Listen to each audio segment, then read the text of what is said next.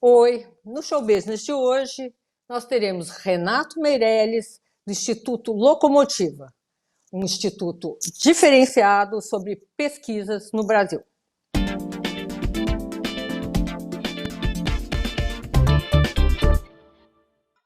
Oi, Renato, muito bem-vindo ao Show Business, nosso programa. Vamos conversar sobre esse Instituto Locomotiva que você criou, que é maravilhoso. E sobre novas pesquisas, queria começar com uma coisa que você falou. Você disse há 5, 6 meses atrás que nós íamos passar nesses meses de pandemia o que passaríamos em 5 anos. O que você quis dizer com isso? Há 5 meses atrás a gente previu algo que está acontecendo, que é a aceleração de uma série de processos que já estavam latentes na sociedade brasileira. Nós estamos vendo as pessoas usarem muito mais os meios eletrônicos de pagamento, por exemplo. Um processo de aceleração digital que não aconteceu em nenhum outro momento da história brasileira. Uma democratização maior das tecnologias, um crescimento maior na relação custo-benefício que os consumidores esperam com as marcas. Todas essas mudanças que já estavam em curso na sociedade brasileira cresceram substancialmente com o processo da pandemia. Você acha que essas mudanças foram só por fora ou por dentro também? As pessoas estão enxergando o mundo e os objetivos de uma maneira diferente? Vocês têm algum levantamento em relação a isso? 9 de cada 10 brasileiros podem não saber para onde vamos, mas têm certeza que não voltaremos a ser como antes. Essa pesquisa mostra claramente que o tal do novo normal ainda está em processo de construção, né? Ninguém sabe direito como vai ser. Mas depois de tanto tempo de confinamento, é óbvio que os hábitos mudam. As pessoas começaram, por exemplo, a se perguntar se precisavam comprar tudo aquilo que elas compravam antes. Imagina que a pessoa está um tempão dentro de casa. Será que eu preciso mesmo dessa esteira elétrica que eu comprei quando a economia estava crescendo em 2010? Será que eu preciso mesmo ter esses 4 aparelhos celulares guardados aqui na gaveta? Será que é tão necessária a quantidade de roupa que eu tinha nesse processo? Então, do ponto de vista de consumo, as pessoas começaram a se perguntar se tudo aquilo que ela tinha comprado em outros momentos era de fato necessário. E começou, portanto, a vender coisas que antes estavam guardados lá no fundo do armário, e quando você passa um tempão dentro de casa, aquele fundo do armário começa a crescer, a criar monstros, né? E você quer se livrar disso. Mas do ponto de vista humano, as coisas mudaram também. Você tem acompanhado, como jornalista, o processo longo de polarização que existe no nosso país. Essa polarização meio que mudou durante o processo de pandemia. Não tem absolutamente mais nada a ver com uma diferença de visão que as pessoas têm sobre o papel do Estado, sobre a economia, né? Passou a ser uma divisão das pessoas que têm um jeito de enxergar o combate ao coronavírus e as pessoas que negam a existência e o perigo real do coronavírus. E isso é um novo processo de divisão da sociedade brasileira, mas que busca mais consensos do que dissensos. Olha, vamos dizer também que isso não é um processo exclusivo nosso, né? Isso tem acontecido pelo mundo, essa politização, né, do problema do coronavírus. Nessas suas pesquisas que você tem feito, existe alguma coisa que te chama mais atenção dentro do levantamento, nas pesquisas que você fez aí nos últimos 6 meses, que o Instituto Locomotiva fez? A gente fez mais de 24 pesquisas nos últimos 4 meses com foco no coronavírus. Com foco na realidade das favelas e do asfalto, com foco no consumo, nas mudanças de comportamento, nas relações familiares. Mas teve 2 pesquisas, Sônia, que me chamaram mais atenção. A primeira delas mostra algo bastante interessante. Talvez uma das primeiras fake news do processo da pandemia foi de que o corona era um vírus democrático. Era um vírus que matava igualmente pobres e ricos. O coronavírus pode até matar igualmente pobres e ricos, mas os anticorpos sociais de uma sociedade desigual como o Brasil são muito diferentes entre os mais pobres e os mais ricos. Nós vimos que, de um lado, nós temos pessoas que podem trabalhar, como nós, em profissões de home office é possível. De um lado, nós temos uma parcela dos brasileiros que consegue ficar dentro de casa e tem água encanada dentro da porta. Em que o máximo de reclamação que tinha era faltou álcool em gel na farmácia. Do outro lado, é uma realidade das favelas brasileiras, onde 46% dos lares não tem água encanada dentro de casa. A pandemia não inventou a desigualdade no Brasil, mas ela jogou uma trágica luz sobre os efeitos que essa desigualdade tem na sobrevivência das pessoas. E isso é o que faz com que, mesmo depois de tanto tempo, a gente ainda tenha patamar de morte muito elevado. Mas por que a comoção não é mais tão grande? Porque as pessoas que estão morrendo agora, diferente do início da pandemia, são pessoas presentes nas favelas e periferias do nosso país. Você acha que aumentou a desigualdade, Renato? Você acha que a desigualdade aumentou nessa pandemia? Do ponto de vista estrutural, ela ficou muito clara. Os efeitos da desigualdade ficou muito claro. Do ponto de vista estatístico, por conta do auxílio emergencial, ela reduziu. Mas reduziu durante o processo de existência do auxílio emergencial. Um auxílio emergencial que agora parece óbvio para todos, mas foi durante muito tempo discutido na sociedade brasileira. Vamos lembrar que o Congresso Nacional propôs um auxílio emergencial 3 vezes maior do que o do Poder Executivo. E o Poder Executivo acabou pagando um auxílio emergencial 3 vezes maior também que a sua própria conta, né? O buraco do ajuste fiscal aumentou. Tá ruim para os dois lados. Essa desigualdade existente não é só no Brasil, é no mundo inteiro. No Brasil, ela nos chama atenção porque vivemos aqui e nos chama mais atenção porque ela é muito maior. O que vai acontecer? Porque quem vai perder os empregos agora são justamente os mais frágeis. O Brasil ocupa o 2º lugar mundial da desigualdade de renda. Perde para o Catar. Isso faz com que o fosso entre os mais ricos e os mais pobres seja um fosso gigantesco. O mais rico que o nosso país seja como nação. As pesquisas mostraram que o nível de doação médio dos brasileiros mais ricos versus os brasileiros mais pobres foi surpreendentemente maior entre os mais pobres. Vocês não entenderam errado, não. A favela doou proporcionalmente mais do que os moradores da classe A e B do asfalto. Assim como a classe, 1/3 da classe A e B, que são aqueles que pertencem aos 25% mais ricos do Brasil, Sônia, pediram auxílio emergencial. E desses, 69% conseguiram o auxílio emergencial.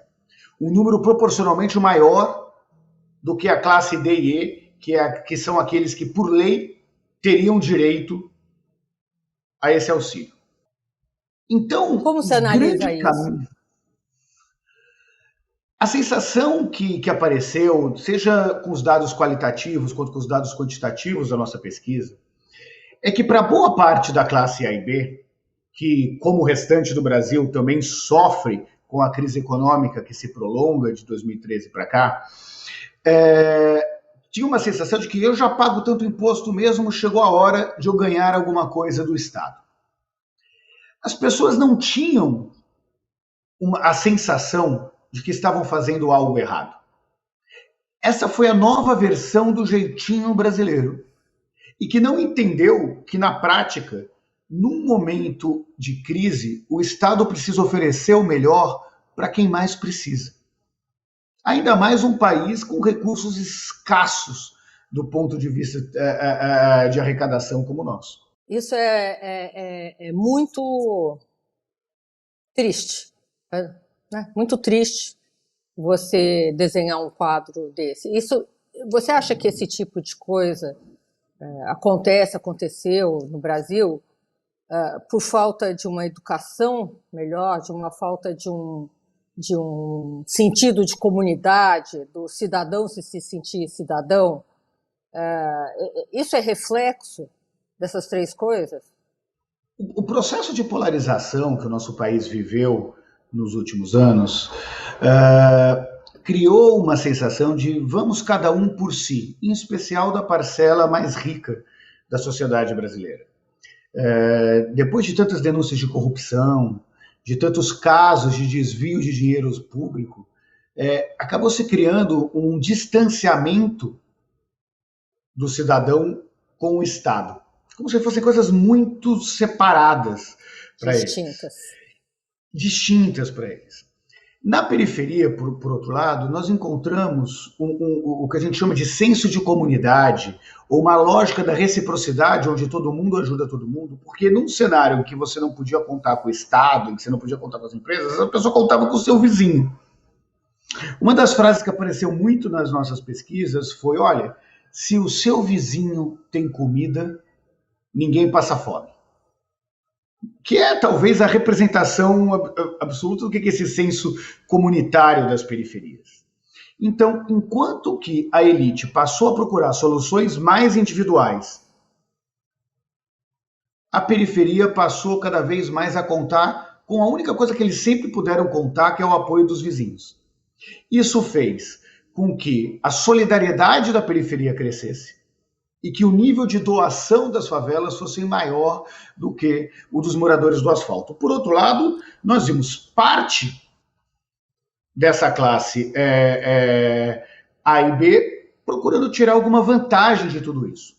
Mas tem um outro lado dessa história, e é importante não generalizarmos aí a parte da elite.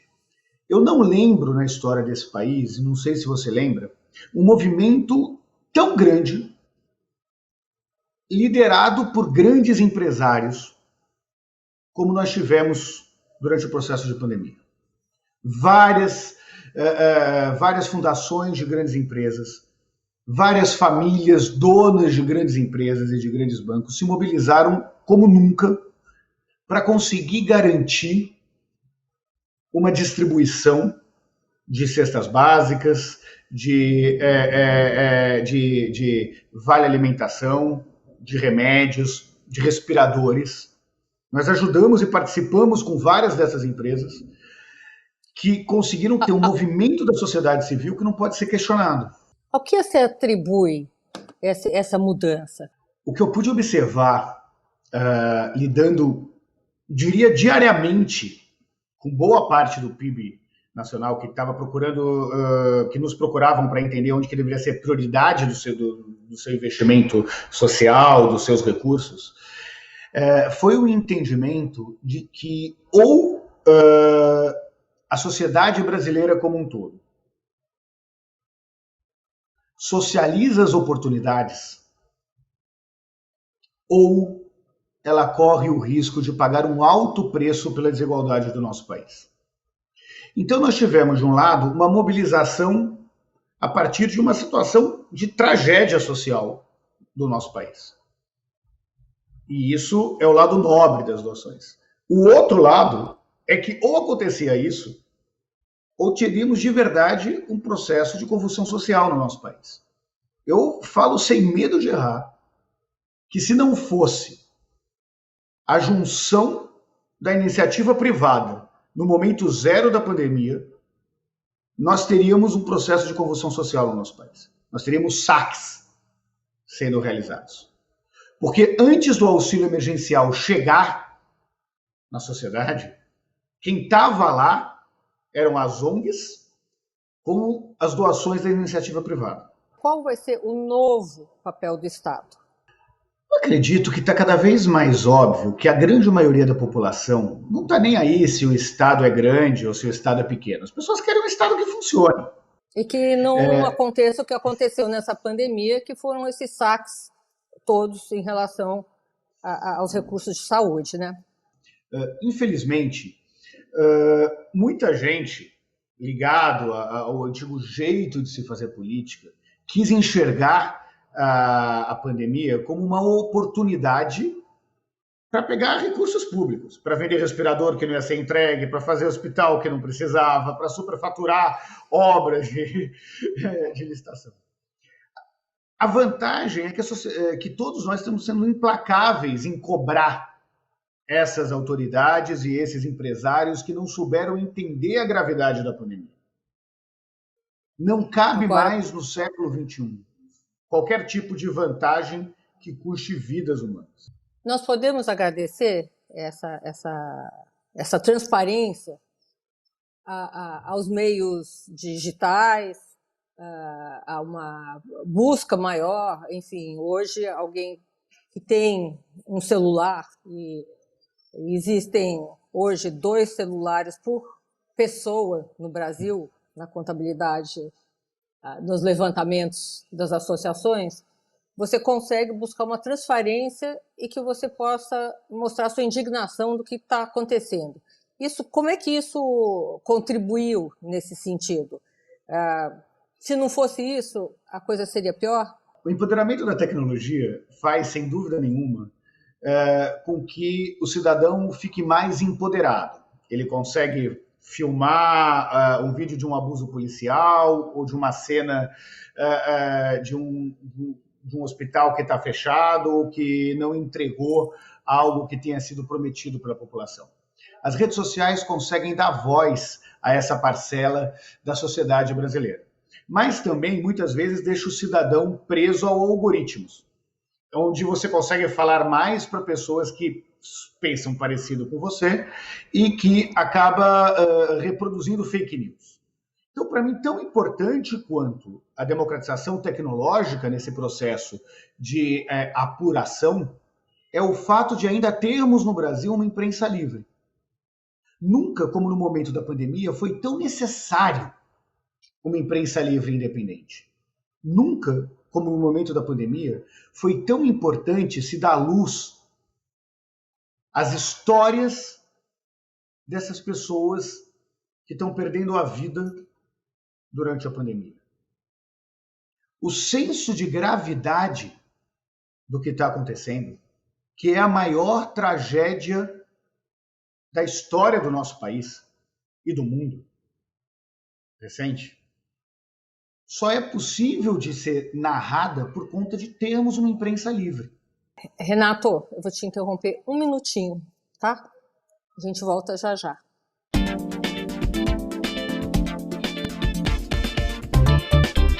De volta, vamos continuar com a nossa conversa. Parece que você tem uma pesquisa fresquinha, saída do forno, sobre o que pensa o brasileiro sobre o futuro, o que ele espera do futuro. Conta um pouquinho pra gente. 9 de cada 10 brasileiros não querem que o Brasil volte a ser como era antes. E é natural, porque o que era antes é o que fez uma sociedade tão desigual como essa que foi obrigada a enfrentar a pandemia. Essa nossa nova pesquisa deixa claro que a sociedade brasileira sai mais generosa do que em outros momentos do país. Que a sociedade brasileira aprendeu a voltar a se relacionar com a própria família. Um dos dados mais interessantes apontados pela pesquisa é o que mostra que não é verdade que nós tivemos um isolamento social. Nós tivemos um isolamento físico. Mas graças às novas tecnologias, amigos que não se falavam há muito tempo passaram a se encontrar. Familiares que antes não conversavam ao redor da mesa, porque chegava cada um num horário, na hora do jantar, passaram a perguntar como é que foi o seu dia, a trocar ideias sobre o futuro. Se, de um lado, Nós tivemos um processo de confinamento físico nas famílias brasileiras. Do outro lado, nós passamos a resgatar alguns valores que há muito tempo estavam esquecidos na sociedade brasileira. Agora, essa é a parte boa, né, Renato? Também resgatamos algumas coisas ruins, né? Foi violência doméstica, né? Resgatamos também, eu dei outro dia um dado do Google na coluna do Estadão, na coluna direto da fonte, que os cliques por busca da palavra divórcio grátis aumentaram 9.988%. Eu acho que essa pandemia veio para os dois lados, né? Talvez, será que a gente pode dizer, pelas pesquisas que você tem e pelo que você analisou, que ela veio fazer uma limpeza dentro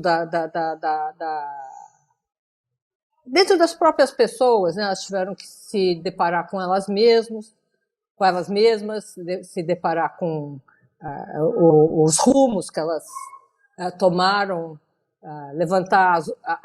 olhar para as dúvidas que elas têm.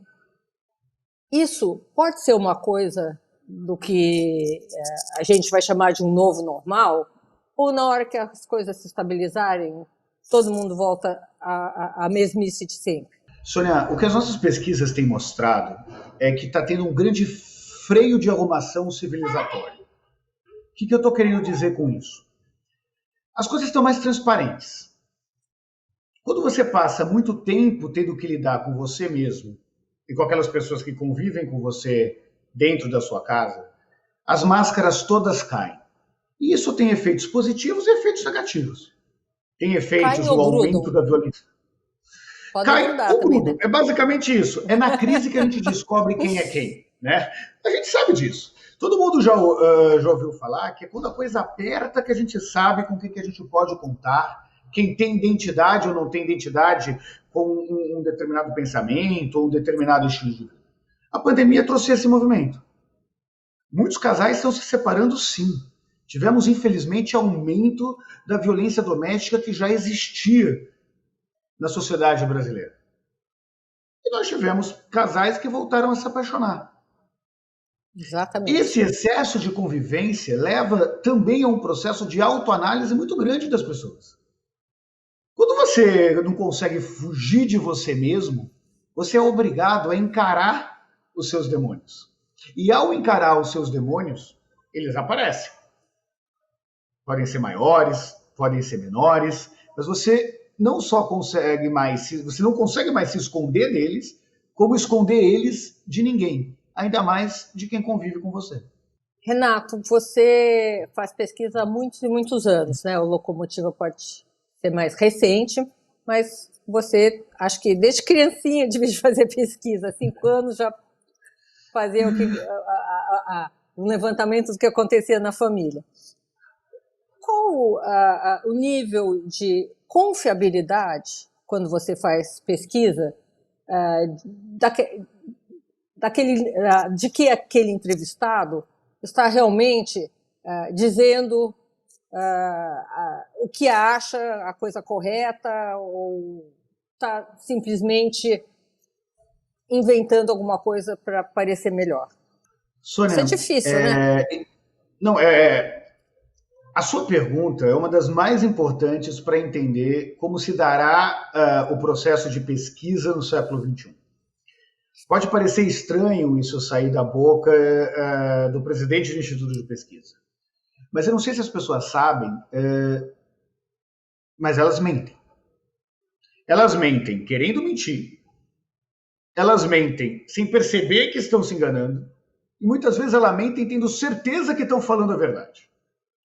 O desafio de uma boa análise de pesquisa é saber a diferença entre o que a pessoa diz que faz, pensa que faz e realmente faz.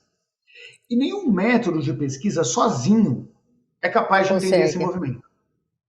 Por isso que a gente tem que juntar fenômenos de pesquisas quantitativas, onde a pessoa declara que faz alguma coisa, com pesquisas qualitativas em que a gente entende mais profundamente o que está por trás daquelas declarações, com pesquisas de cunho etnográfico, onde, através da convivência constante com essas pessoas, você consegue entender o que ela realmente faz. Você só consegue perceber as tendências do mercado através disso, de uma análise contínua. Por mais que a gente, o que divulgue muitas vezes seja o número, a análise sobre esse número parte necessariamente de uma visão holística, de uma série de metodologias de pesquisa. Renato, acho que, me corrija se eu estiver errada, tá? Mas, por exemplo, você entra no Instagram, eu nunca vi tanta gente feliz simultaneamente, né? Ali ninguém posta algo muito ruim que aconteceu, algum sentimento de fracasso. Aliás, eu tenho uma grande amiga que é a atriz Maitê Proença. Ela está fazendo uma apresentação agora online a partir de setembro, que ela mesma escreveu, cujo título da peça é O Pior de Mim Mesma.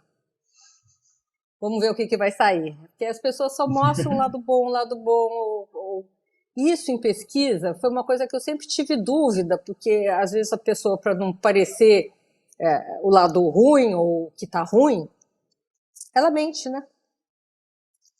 E como a pesquisa pode fechar as duas portas? Assim, talvez você consiga, em 2, 3 momentos, você montar um método, né, de pesquisa que você, sem enfrentar o entrevistado, sem agredir o entrevistado, mas perceber que aqueles números, o que aquela pessoa está dizendo, não é realmente o que está acontecendo. Existe um método para fazer isso? A gente desenvolveu no Instituto Locomotiva um método que chama convergências, onde de um lado a gente enxerga quais são os grandes drivers de futuro, que são fatos que aconteçam ou que acontecer não vão mudar. Então, o envelhecimento da população, aconteça o que acontecer, não vão mudar, todo ser humano. Feminino, né? São questões mais envelhecimento não tem jeito. Não tem jeito. A democratização tecnológica é um movimento que veio para ficar. Do outro lado, a gente olha as pistas de comportamento, que estão presentes nas letras de música, que estão presentes numa análise de redes sociais.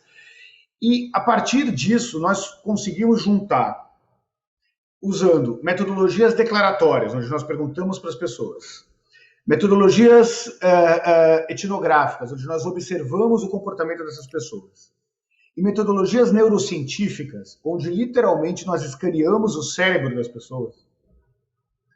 E ao ter uma análise integrada sobre isso, a gente consegue entender quais são as raízes do que ela está declarando. Porque é tão importante quanto saber se a pessoa está mentindo ou não está mentindo, quais são as razões que eventualmente levam à mentira. Exatamente. E isso é uma informação muito importante para enxergar aonde vamos. Na sua equipe você tem, psicólogos, psiquiatras, analistas, enfim, alguém com esse tipo de especialidade? Para a gente conseguir identificar a diferença entre o que a pessoa diz que faz, pensa que faz e realmente faz, é fundamental você ter uma equipe multidisciplinar. Nós temos cientistas sociais, antropólogos, economistas e psicólogos. Em janeiro, entrou como sócio do Instituto Locomotiva o professor Álvaro Machado Dias, que talvez seja um dos principais neurocientistas do país, professor da Escola Paulista de Medicina, para liderar todas as nossas pesquisas não declaratórias. Nós conseguimos desenvolver uma plataforma de neurociência que é capaz de, através do hackeamento do olhar, através do monitoramento do tom de voz dos entrevistados e do controle da pulsação do dedo dessas pessoas, identificar que tipo de alteração a pessoa tem ao ver um discurso de um político, ao enxergar uma logomarca ou assistir um comercial de televisão. Quando você junta essas informações com o histórico de vida que a gente tem dessas pessoas e com as opiniões dela sobre assuntos relacionados à família, ao consumo e à visão de mundo, você consegue ter um mapa muito preciso, um check-up real dessa que pessoa. leva a entender o pensamento desses brasileiros. Agora a gente entra, com a entrada do Álvaro, numa nova etapa de hackeamento do comportamento dos brasileiros, do consumidor, do cidadão. Porque, no limite, as pessoas separam pesquisa de opinião com pesquisa eleitoral, com pesquisa de consumo. Mas a Dona Maria e o seu João são os mesmos. Aquele CPF lá é o CPF da mesma pessoa. Então, ou você entende de uma forma organizada tudo isso, ou o seu entendimento vai ter sempre um viés muito grande na hora de analisar os dados. Renato, vou te interromper só mais um minutinho, a gente volta já já.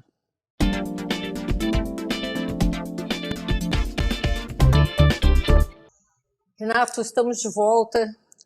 Vamos falar um pouquinho sobre pandemia e sentimentos.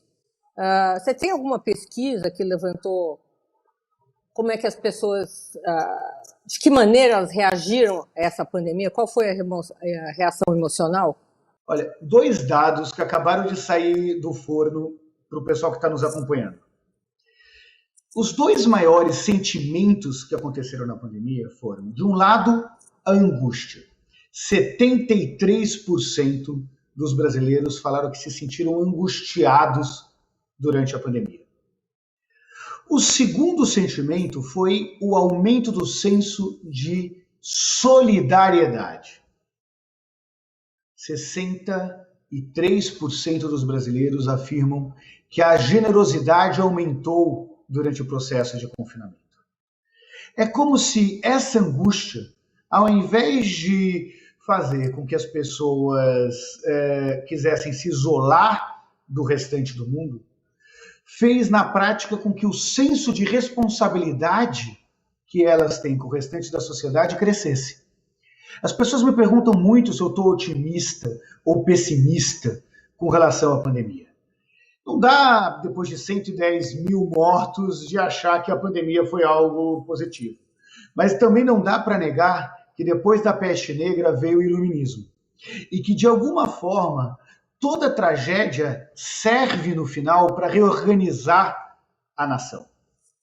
Eu não tenho dúvida nenhuma que a redescoberta de que as pessoas que são mais solidárias são maioria, do que as pessoas que defendem a vida e não o vírus formam a maioria, de que os brasileiros acabam tendo que se reencontrar com a sua família e com os seus valores, e isso faz uma sociedade melhor.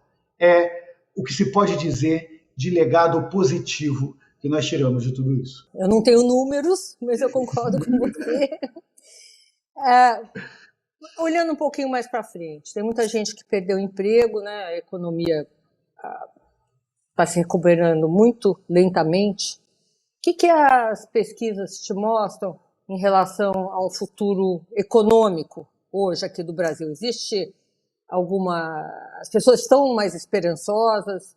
Elas acreditam que vão recuperar o emprego? Se não, como é que elas veem esse quadro? Você tem alguma análise nesse sentido? Os brasileiros, assim como a população de grandes nações do resto do mundo, tiveram um claro sentimento de que não puderam contar com mais ninguém a não ser com si mesmo para conseguir sair dessa pandemia. Mesmo com o aumento da solidariedade? As pessoas são muito gratas às solidariedades que vieram para as ONGs, pelas ONGs, pela mão das ONGs, por mais que isso tenha sido financiado pelas empresas privadas no nosso país.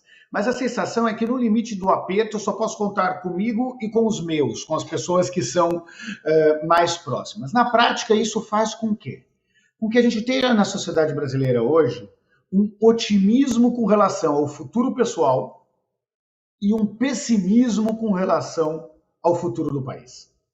É como se elas achassem que o país não depende só delas, depende dos outros, enquanto que o seu futuro pessoal é só continuar arregaçando a manga. Isso tem efeitos positivos e tem efeitos negativos na sociedade. O efeito positivo é óbvio. Quando cada um chama para si a responsabilidade pela própria vida, nós temos uma sociedade mais madura. O efeito negativo é o aumento do descrédito nas instituições, que no limite garantem o sistema democrático, por exemplo. O fato é que tudo isso faz com que a ampla maioria da sociedade brasileira tenha a convicção que daqui para frente teremos um outro país. Você tem algum dado aí dentro das suas análises que mostrou, dentro desse individualismo, que esses embates políticos em torno do coronavírus, do que se deve fazer ou não, essa apropriação política de um tema de saúde, acabou criando 250 milhões de brasileiros infectologistas? Faz muito tempo que não tem um único dia no Brasil em que você não abra uma página de jornal, não ligue a televisão ou não receba no seu WhatsApp alguma notícia relacionada ao coronavírus. Notícias reais, feitas pela imprensa livre, e notícias falsas. Na prática, isso transformou, do mesmo jeito que tínhamos técnicos de futebol, comentaristas de novela, né, mais de 200 milhões de infectologistas no nosso país. Você passou a ter versões sobre o mesmo fato que vão de um extremo ao outro da sociedade brasileira. Mas o debate em si não é ruim. O que é ruim é quando o critério sobre a verdade factual começa a ser colocado em dúvida. E é isso que começa cada vez mais a ser questionado na sociedade brasileira. É isso que vai fazer com que a população cobre cada vez mais as suas lideranças. Comecem a se perguntar, por exemplo, afinal é uma pandemia ou é uma gripezinha? Afinal, o que é mais importante? Recuperar a economia ou preservar vidas humanas? Felizmente, o entendimento da população brasileira é o óbvio, de que mortos não recuperam a economia. Só pessoas vivas recuperam a economia, né? Mortos não consomem. Mortos não produzem. No Brasil, Sônia, e esse é um outro dado inédito para vocês, o grupo de risco consome 2 trilhões de reais por ano. 2 trilhões de reais por ano é mais do que toda a classe C. 2 trilhões de reais por ano quebra qualquer economia. O grupo de risco, como você diz, acima dos 60 anos ou inclui aí mais gente? Não é acima dos 60. Não, acima de 60 não é tudo isso. São pessoas que ou um diabético é do grupo de risco, mesmo tendo menos de 60 anos. Alguém que teve câncer é do grupo de risco. Pessoas que têm doenças respiratórias são do grupo de risco. Tá? São 80 milhões de pessoas que movimentam 2 trilhões de reais por ano. É muito impressionante isso. Olha, Renato, infelizmente nós estamos aqui já esgotando nosso tempo. Eu queria ficar aqui muito tempo conversando com você, que melhor do que os dados são as análises que você faz em cima deles, né? O que você faz, os números são muito flexíveis. Eu aprendi isso durante a minha profissão. Apesar do que muita gente pensa, números são flexíveis. Então, a habilidade de pegar esses números e analisá-los é realmente um talento. Eu queria te agradecer pela participação e vou te chamar daqui a 6 meses de novo para a gente conversar sobre o que eles chamam de novo normal. Aliás, eu queria fazer uma última pergunta para você. Existe o normal? E o que seria o novo normal? É o que não é velho? Qual que é normal e o que é novo? Isso me deixa um pouco confusa. Eu sou um filho de psicólogos da Vila Madalena. Eu cresci aprendendo a problematizar absolutamente tudo. E eu não poderia considerar que normal era uma sociedade desigual como a nossa, não posso considerar normal uma sociedade onde existe a violência doméstica, onde existem mais de 14 milhões de pessoas morando em favela.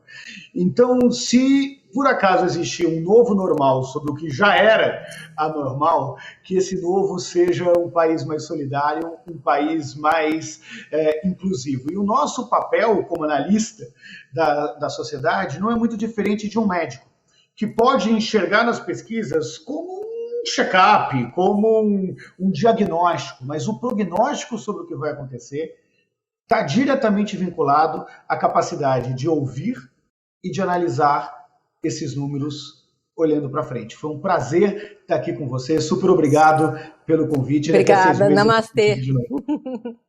Até a próxima, Renato.